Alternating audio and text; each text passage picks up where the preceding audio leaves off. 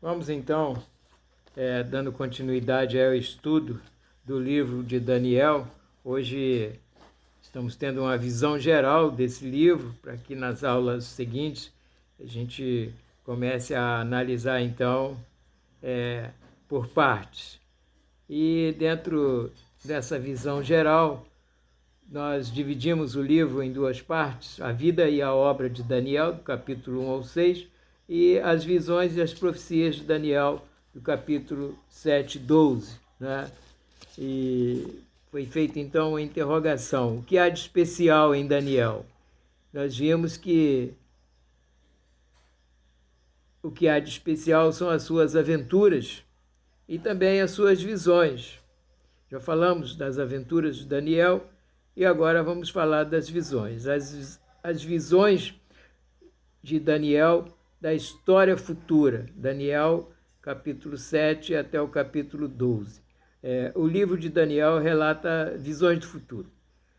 Elas mostravam que, nos séculos que haveriam de vir, a terra prometida seria governada por potências mundiais gentias.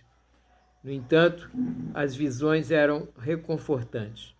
Um Deus que podia prever o futuro estava claramente no controle da história.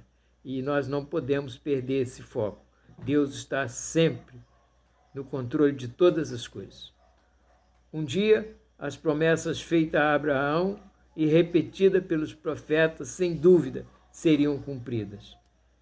Tudo que Deus nos promete, Ele cumpre, a partir do momento que nós seguimos a sua lei, somos obedientes à sua vontade. O cativeiro, com certeza, não significava que Deus havia abandonado o seu povo. Ele ainda estava cuidando dos seus, como continua cuidando de nós até hoje, mesmo sem merecermos, né? As visões de Daniel. Os reinos. Quando Daniel tem a sua primeira visão, lá no capítulo 2, que ele vê, né, a estátua, e essa estátua se quebrando, isso aconteceu no reino babilônico, cuja cabeça era de ouro. Essa estátua, ao se dividir em peito de aços e de prata, simbolizava o reino médio-persa. Barrigas e coxas de bronze significava o reino grego. Perna de ferro, pés de ferro e barro significava o domínio romano. E lá no capítulo 7, Daniel visualiza, tem visões de animais. O leão significava Babilônia. O urso, Média Persa. O leopardo, o domínio grego.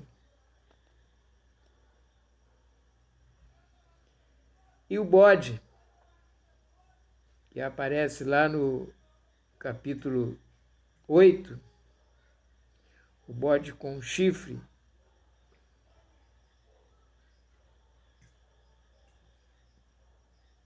também significa o domínio grego.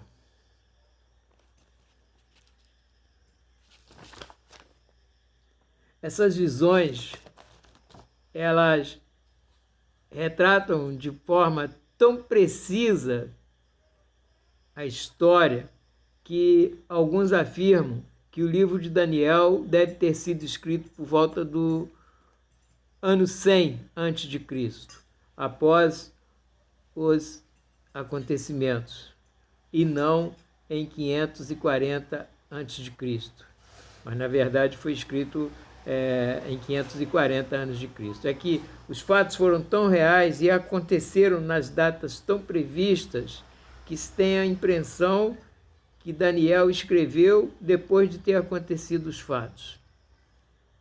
Assim como Daniel descreveu anteriormente o Império Persa foi vencido por Alexandre o Grande, que significava o bode com um chifre. E na morte de Alexandre, seu império foi dividido em 4 partes entre seus 4 generais, os 4 chifres que substituem o único chifre. A profecia das 70 semanas, está lá em Daniel 9, estes versículos contêm a profecia mais espetacular de Daniel. A profecia dá uma data específica para a aparição do Messias de Israel em Jerusalém, contando a partir de um futuro decreto para reconstruir a Cidade Santa. Em um livro intitulado O Príncipe que Há de Vir, Sir Robert Anderson calculou que o Messias, o Cristo, entraria em Jerusalém e seria aclamado como rei no final da 69ª semana, em 6 de abril de 32 depois de Cristo. Mas, de acordo com Daniel, o Messias então seria morto. E foi exatamente isso que aconteceu. Jesus fez uma entrada triunfal em Jerusalém, mas então, no final daquela mesma semana, ele foi crucificado. Como é maravilhoso a gente ver as palavras de Deus pronunciadas pelos seus profetas se cumprindo, né? Isso fortalece a nossa fé. Imagina todas as profecias que foram profetizadas e aconteceu, e o povo ainda vendo como foi fortalecida a fé desse povo. E nós, então, que temos hoje a Bíblia e sabemos o final de cada história, como tem sido fortalecida a nossa fé? Os prenúncios de Daniel elucidam o debate quanto ao modo como a profecia do Antigo Testamento deve ser vista, se como imagem cujo simples objetivo é expressar verdades espirituais ou como descrição de eventos futuros reais. Ninguém duvida que Daniel descreve com precisão a sucessão dos reinos no mundo mediterrâneo. De igual modo, o prenúncio de que o Messias sofreria e morreria e de que existiria um intervalo de tempo entre a primeira e a segunda vinda de Jesus cumpriu-se literalmente. Talvez não sejamos capazes de dizer exatamente o que envolve uma profecia antes de o evento pronunciado acontecer. Mas olhando para trás, a profecia cumprida nos ensina que podemos esperar que as demais da Bíblia se cumpram literalmente no mundo real. É como foi explicado na última lição do professor Eduardo. Quando se trata de eventos escatológicos, nós não podemos defender uma única posição, porque para determinados assuntos escatológicos depende também da interpretação e da aceitação da denominação a qual congregamos. Mas o que importa, seja de que forma nós crermos, se pré-milenista, se milenista ou outro conceito qualquer, o que importa é que os fatos vão acontecer. Jesus vai voltar. Haverá um juízo final e Israel será também convertida. Acreditarão em Jesus, professarão a fé no Messias e também serão salvos. Existe uma promessa de Deus para esse povo e essa promessa vai se cumprir. E hoje, o grande Israel são todos aqueles que creem no nome de Jesus e o aceitam como Senhor.